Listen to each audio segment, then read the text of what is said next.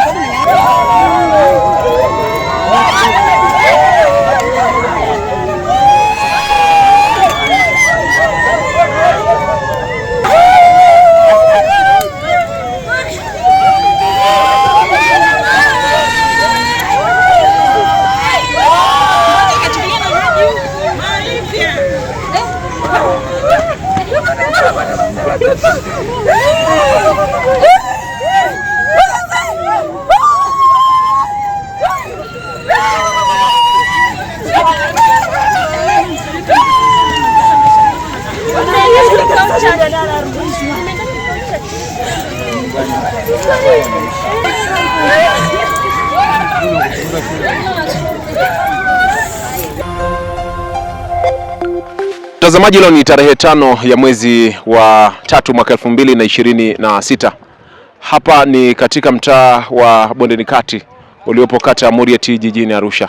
Tumekuja kuripoti taarifa ya mwanafunzi wa darasa la 4 ambaye amesombwa na maji baada ya kile ambacho kinaeleza kwamba mwanafunzi huyo walikuwa watatu, wakatuma funguo na mwalimu alimtaja kwa jina la Shio, ambapo mwanafunzi ambaye anakaa na funguo hizo alikuwa hajaja shuleni, hivyo akawaagiza wanafunzi hao watatu waende kwa ajili ya kufuata funguo hizo. Lakini ili wafike kwa huyo mwanafunzi mwenzao lazima avuke mto. Walipovuka katika eneo hilo, kabla hawa wawili wakiwa nyuma, mmoja akawa ametangulia, akavutwa na maji hayo, akasombwa, mwisho wa siku amefariki dunia. Jambo hilo limewafanya wazazi waandamane mpaka katika shule hii ya Terat kuuliza kulikoni mwalimu huyo kamtuma mwanafunzi, wakati Arusha kwa sasa zinanyesha mvua kubwa sana ambazo zinasababisha mafuriko. Ni wiki iliyopita, ilikuwa ni siku ya Ijumaa, mwanafunzi mwingine yeye alisombwa na maji na alizikwa siku ya jana. Tulikuwa tumetuma funguo. Na mwalimu nani? Na mwalimu Shio. Tulikuwa tuma huyo hapa akakutana na huyo mtoto, ndio alikuwa anaenda darasani. Akaambia nisindikize. Mimi nikatumwa na mwalimu nipeleke mfuko, nikaufikisha pale pale shuleni. Afu nilipofikisha nikafuata, nikaambia turudi, korongo limejaa, hawakunisikiliza. Umetuma funguo za mwalimu nyumbani kwake ama wapi? Sio nyumbani kwake, ni huyo mtoto ndo anapewaga ushikilie. Ni ufunguo wa wapi? Wa shuleni ambao ni wa darasa letu. Kwa hiyo huko ulikuwa kwa nani? Kwa Yusufu Daudi. Ambaye ni nani? Ambaye ni mtoto wa darasa la 4, anakaa pale vile. Ukatumwa na mwalimu nani mkauchukue? Mwalimu Shio. Mlitumwa wangapi? Watatu. Mlitumwa watatu? Na nani? Na mimi na huyu hapa, yule mwingine tulimuuliza jina lake hajatuambia. Ndo akaanza kutembea kule pembeni ya makorongo, akaenda kule akashikilia jiwe fulani liko karibu na maji akaja kwa nguvu akamvuta miguu. Unasoma darasa la ngapi? La 4. Darasa la 4. Inakaaga huyu mliyemfuata yeye ni kiongozi wa shule? Yeye ni nani? Ni kiranja darasa letu. Kwa hiyo ndio mlitumwa kwake mkachukue funguo? Mkiwa watatu? Mkatumwa na mwalimu Shio? Mwalimu Shio anafundisha masomo gani? La English. Walimu waache kuwatuma watoto wakati wa mvua na haya maji, mafuriko haya ni hatari sana kwa watoto wetu. Tunaumia sana sisi kama wazazi. Hatuwezi kuendelea kupoteza kila siku watoto wa darasa la 4. Mmoja amezikwa juzi na mwingine leo kasomba na maji, na niuma sana mimi kama mzazi. Watoto walikuwa wameagizwa ufunguo na mwalimu, na sijui huyo mwalimu ni mwalimu gani alioagiza ufunguo wa darasa. Na inakuwaje ufunguo wa darasa ukae na mwanafunzi nyumbani wakati ufunguo wa darasa unahitajika kukaa na mlinzi au mwalimu wa shule? Nilikuwa nafanya shughuli zangu getini kwangu, lakini kuna bodaboda akawa amenipita, alikuwa na abiria wa kike, alikuwa amembeba mtoto. Lakini aliposogea mbele kidogo, yule bodaboda alisimama, akawa anapiga honi kwa nguvu. Wakati anapiga honi, yule mama naye akawa anafanya ishara ya kuita, na tukawa tumesikia kwamba anapiga kelele kwamba kuna mtoto anachukuliwa na maji. Tukawa nimeacha vifaa vyangu nilivyokuwa nafanyia kazi, nikakimbia pale alipokuwa yule bodaboda. Baada ya kufika pale alikokuwepo yule bodaboda, nikaona anaelekea kuja huku korongoni. Kwa hiyo nikafuatana naye, tukawa tumeongozana naye. na kwa bahati kufika tukamwona mtoto amenasa nadhani kama mita 1 au 2 hapa ndani ya maji, akawa bado maji yanafanya kama kumvuta. Kwa hiyo tukawa tumeingia na yule bodaboda, tukamtoa yule mtoto kwanza pembeni. Kitu cha kwanza nilichokifanya baada ya kumtoa mtoto pembeni, nilimpigia mwenyekiti ambaye ni Lau, na nikamweleza situation ilivyokuwa, ni mtoto wa jinsi gani. Lau basi akaniambia basi ngoja nipige simu polisi. Nikamuomba pia, kwa sababu nimemtafuta balozi, kwa bahati mbaya sijapata namba za balozi kwenye simu yangu. Kwa nikamuomba Lau ampigie balozi, na nadhani ameshamfanyia hivyo. Alikuja akanirudia akaniambia ameshapiga simu polisi na polisi wapo karibu. Watu wa jinsi wanavyozungumza wanasema kwamba hao watoto walikuwa watatu na walikuwa ukanda wa juu kaskazini, walikuwa watatu. Kwa hiyo walitumwa ufunguo na mwalimu, sijajua, sina uhakika. Wale wawili huyo wakawa wanapita pembeni ya mto, kwa bahati mbaya huyo akakanyaga jiwe. Alipokanyaga jiwe, kwa mujibu wa mama ambao walishuhudia wakati wanapita pembeni ya maji, aliteleza. Na alipoteleza wale wenzake wakawa wanakimbia kutafuta namna ya nadhani ya kutoa taarifa. Kwa hiyo mimi sina uhakika huo kwamba ni ametumwa ufunguo au ni harakati za watoto tu kucheza, labda sijajua. Nimeamka hivi nikaona watoto wawili wako pembeni ya mto.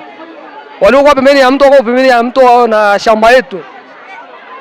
Kwenye hilo shamba limeoteshwa. Nikawafuata wale watoto kuwauliza, "Mbona mko shambani?" Baada ya kufika wale watoto wakaniambia tumetumwa ufunguo na mwalimu. "Mmetumwa wapi?" Wakaniambia wakina Yusufu. Bahati nzuri Yusufu mimi mwenyewe namjua. Ni mjomba wangu. Huyo Yusufu mwenyewe ni mjomba wangu, mimi mwenyewe namjua.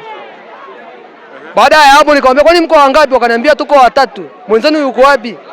Wakaniambia yuko Korongoni.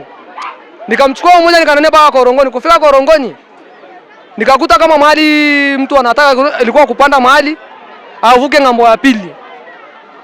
Baada ya hapo, baada ya kuangalia ile mazingira, nikaona kama mtu kweli ilikuwa anapanda akadondokea kwenye maji. Anapanda akadondokea kwenye maji. Kuna wazazi wengine walikuwa ngambo wa kule, sasa ngambo wa mtu. Nikaona nawaambiaje, "Oh bro, huyu mtoto kaingia kwenye maji, kabebwa na maji." Wakawa hawaamini, tukaanza kufuata sasa korongo. Kufuata korongo kama watu wachache hivi. Nikaokota sweta la nyumbani lidogo tu lizuri hivi. Na ilikuwa mimi sijui ni la nani kwa sababu sijaona anavaa sweta gani. Nikanyanyua ile sweta. Nikawaambiaje, "Oh, sweta la nani hili?" Wale watoto wakaniambiaje, "Ndo la huyo chali sasa hilo sweta." Sisi tukaanza kufuata korongo. Fuata korongo mpaka maeneo fulani tukakuta mwili wa huyo chali sasa umetolewa nje. Kuvuka ngambo ya pili, watu wametumwa ufunguo na mwalimu. Sasa walipotumwa na ufunguo na mwalimu, anaishi ngambo ya korongo kule. Kwa hiyo sasa watu walipotumwa ufunguo na mwalimu, ili wajiongeze wafike haraka kwa Yusufu, akaamua wapite shortcut hapa chini.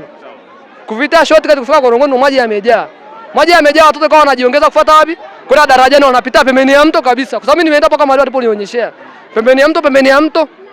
Kufika mahali wakotaje hiyo limewakingiliza. Sasa kwa huu marehemu mtoto mdogo sasa ndio akawa anajitahidi kupanda wapi? Kupanda juu ya ile jiwe. Akashika ukuta, akakanyaga ile jiwe. Kanyaga ile jiwe ndio akatelezea. Halima Asmani ni balozi wa mtaa Bondeni. Kweli tunateseka, kina mama tunaumia. Tumezaa kwa machungu sana. Mwanaume hajui uchungu wa mtoto, lakini sisi wa mama tunasikia uchungu. Watoto wetu wanabebwa na maji kila siku. Juzi tumeokota mtoto mwingine na leo tena tumeokota tena mtoto. Tumechoka na matukio. Serikali naomba itutambue. Serikali naomba mtutambue, mtujengee madaraja kila kona. Sisi ndo wadau wenu. Bado mnalilia wanataka kura zetu wakati sisi tunateseka. Tunateseka sana. Naomba tusaidie. Tumechoka na matukio, tunazika kila siku watoto. Naomba serikali tutambue na itusaidie. Kama hivi, huyu mtoto alishafika nyumbani, alishafika shuleni. Ina maana sio wang'ambo ile wala ya ile. Watoto wang'ambo hawaruhusiwi kufika, lakini sisi watoto wetu wa hapa karibu na shule hakuna korongo wanaruhusiwa kufika shuleni. Sasa mimi mzazi najua kabisa mwanangu amefika shuleni, alafu leo naitiwa marehemu. Imekuwaje mwalimu katuma mtoto? Sisi tunaomba mtoto wetu na tunamwomba huyo mwalimu. Ijumaa pia nilikuwa kwenye tukio la mwanafunzi wa shule hii kwenda na maji. Leo tena mwanafunzi wa shule hii kwenda na maji. Basi na ni darasa hilo hao walimu wanatuambia watoto mvua zikinyesha tuwalete shule. Mimi mzazi nimembeba mtoto wangu nimemleta shule. Mwalimu alisibiwa nini kumtuma mtoto wangu korongoni? Mtoto wangu mimi akavuke korongo kuchukua ufungoni kwa sababu gani? Sisi wazazi tunatoa shilingi 2,200 kila mwaka ya mlizi, ya usafi tunawapa walimu. na tunavyowapa walimu ni kwa ajili ya usalama wa watoto wetu. Kwa nini watoto wetu wapewe ufunguo? Wao ni walinzi? Kwani tumewaleta kusoma? Tumekuja shuleni kujua mzazi wa mtoto aliyefariki, maana ni wa shule hii. Wa kwangu tu mimi mwenyewe binafsi Kusaga, leo nimewanyima wasije shule, lakini wanapewaga funguo na 2,200 za ulinzi ninatoa. Je, ni kwa nini? Tunataka kujua. Tunamuomba mwalimu aliyomtuma mtoto shuleni akachukua ufunguo korongoni, tunamuomba tumuoji maswali kama wazazi. Angekuwa wa kwake ametumwa akaletwa taarifa amekufa, angejisikiaje? Juzi, leo ni Alhamisi, Ijumaa, Kusaga hesabu ni siku ngapi zimepita? Tunapoteza watoto wa shule moja, darasa moja. Sisi kama wazazi tunaumia, tuna uchungu. Hata kama sio wa kwangu, ni wa mwenzangu, lakini na uchungu. Tambua kama mama kubeba mimba miezi 9 mpaka umtoe mtoto umfikishe la 4, leo uje uambie mtoto amekufa. Amekufa kufaje na nilimleta shule mwenyewe? Pili, tunaongelea kuhusu swala la kisima cha shule, hatulielewi. Yaani kwa ujumla kisima cha shule hatukielewi kabisa. Kiko pale, ukitaka Kusaga twende ukakione. Leo natema sumu jamani, wananichukia wanichukie tu. Kisima cha shule kipo wazi. Tuna usalama gani na hii mvua na watoto wetu? Tuna usalama gani? Watoto wanakuta wanatumwa maji. Haya basi, sisi tunaweka ng'ambo ya korongo. Tunaomba watoto wetu wasio wanatumwa ng'ambo ya korongo. Kusaga mimi mwenyewe nimefeli shule, nimefeli maisha. Hata mtoto wangu akifeli ni sawa kuliko apoteze uhai. Mwalimu ndo tuna shida naye sisi leo. Lakini pia tulishatoa matangazo haya kwa walimu na kwa wazazi kwamba mvua zikiwa zinanyesha, acha watoto wakae nyumbani. Na kama kuna mwalimu yoyote atakayemwadhibu huyo mtoto,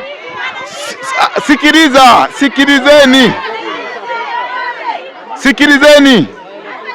Tumeisha sema mvua ikinyesha watoto wakae nyumbani, na kama mzazi anataka mtoto huyo aende shule, aende naye mwenyewe shuleni. Na sikiliza sasa, na kama mwalimu atamwadhibu mtoto, sisi kwenye kata yetu hatutamtaka huyo mwalimu. Huyo mwalimu aende sehemu zingine ambako anaweza kufundisha na mvua na watoto kupotea. Tunaelewana? Kwa hiyo la kwanza limetokea, sawa sawa. La kwanza limefanya nini? La pili tena limetokea. Tunataka tujiridhishe. Huyo mkuu wa shule nimemwambia aje hapa. Anasema aliyemtuma sio yule, na mwanafunzi aliyetumwa yuko hapa. Yuko wapi mwalimu? Ngoja kwanza. Jamani, huyu mwalimu huyu si ndo analea watoto wote hapa, na huyu si ndo walimu wote wako chini yake? Ndo sasa yuko hapa. Yaani yeye asingekuwa hapa, na yeye mwenyewe ana uchungu.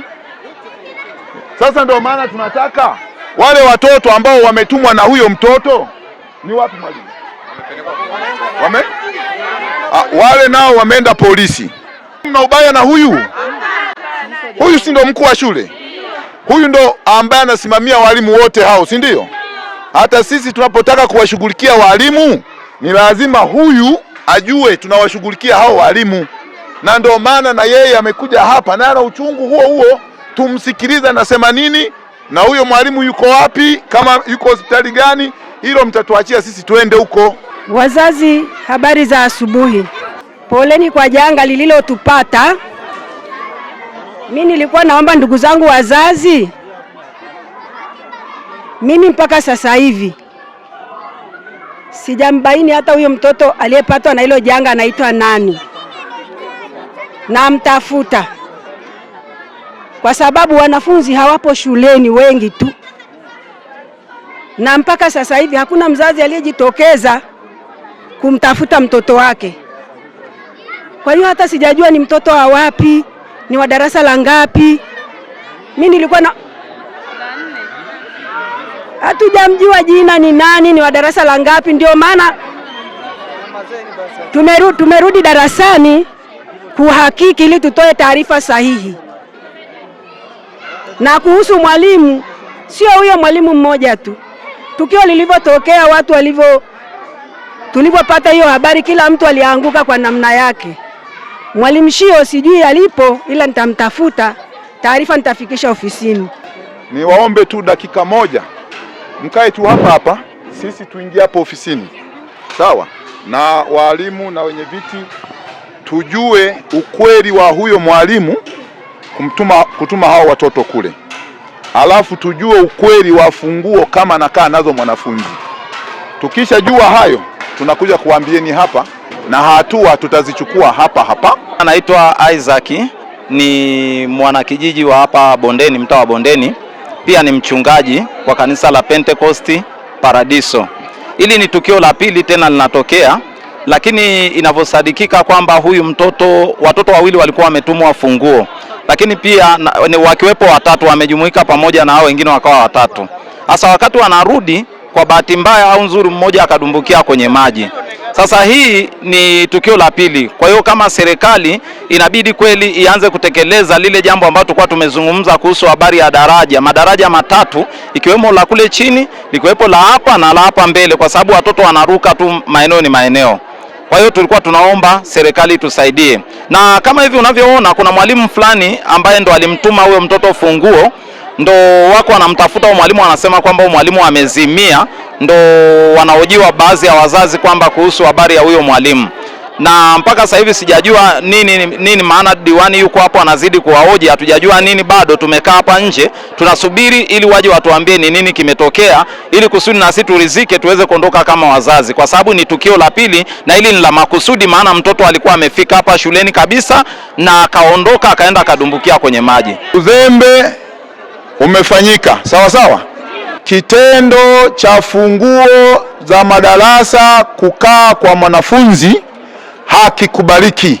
Tumesema hii taarifa tunaipeleka sehemu husika, lakini wakati huo tumemwambia mkuu wa shule, sawa, kwamba ahakikishe anashughulika na swala hili, kwamba mvua ikinyesha, mtoto asipokuja shuleni mkamchapa, sisi tutatoka huko tutakakotoka tuje tushughulike na huyu aliyemchapa mtoto. Na hii kauli ninayoizungumza pia ni kauli ya mstahiki meya na ni kauli ya mkuu wa wilaya, kwamba mvua zikinyesha watoto wabaki wapi? Nyumbani. Hata watoto wakija wawili watatu ambao watapona wafundishwe hao, kwa sababu mtoto akirudi nyumbani siku 7 haziwezi kumfanya feri mtihani. Mtaka mkuu wa shule atupatie mwalimu wa darasa la 4 na wazazi wawili na watoto 5, kwa sababu kuna mikondo mingapi? 5. Waende pale hospitalini, sawa, wamchunguze yule mtoto, watuletee jina kwamba yule mtoto ni nani. Naitwa Emmanuel Sanare, ni mwenyekiti wa mtaa wa Mashariki, kata ya Muriet. Tuko hapa shuleni Terat na wazazi wameandamana kutoka kwenye korongo kule mtaa wa Mashariki, na changamoto iliyotokea ni mtoto kusombwa na maji asubuhi ya leo, na watoto wale walikuwa wanakuja shuleni na wakafanikiwa kuvuka korongo wakaja shuleni, lakini changamoto ni mvua zinazozidi kunyesha, na mvua zinapozidi kunyesha wazazi wanapata changamoto pamoja na watoto wanapata changamoto kuja shuleni. Huyu mtoto kaja shuleni, lakini alipofika shuleni wakaagizwa kwenda kuchukua ufunguo na mwalimu wa darasa, kwenda kuchukua ufunguo kwa mwanafunzi ambaye wazazi wake walimzuia kutokuja shuleni kwa sababu ya mvua kuja korongo. Kwa hiyo changamoto kubwa ni yule mwalimu aliyemtuma yule mwanafunzi kwenda kuchukua ufunguo. Kwa hiyo ni jinsi gani kuna muda walimu wanajisahau kuwapa wanafunzi ufunguo kukaa nazo manyumbani, huku wengine wale watoto wakizuiliwa kwa ajili ya mvua, watoto wengine wanalazimishwa kwenda kuchukua ufunguo. Kwa hiyo kikubwa zaidi tulishawaonya walimu kwamba kwanza kipindi cha mvua watoto wasije shuleni, na sasa changamoto watoto wanakuja shuleni huko wanarudishwa tena nyumbani kwenda kuchukua ufunguo. Kwa hiyo kilio kubwa na yote haya ni vivuko kukosekana kwenye makorongo. Na juzi tu mtoto alifariki wa shule hii ya Terati tarehe 27 na jana ndio kazikwa. na alisombwa na korongo hilo hilo. Kwa hiyo wito kubwa sana kwa serikali ni kuwaomba watujengee vivuko kwenye korongo hilo ambalo inasababisha maafa, kiasi kwamba imekuwa ni kilio kila siku kwa wazazi, shule kupoteza watoto.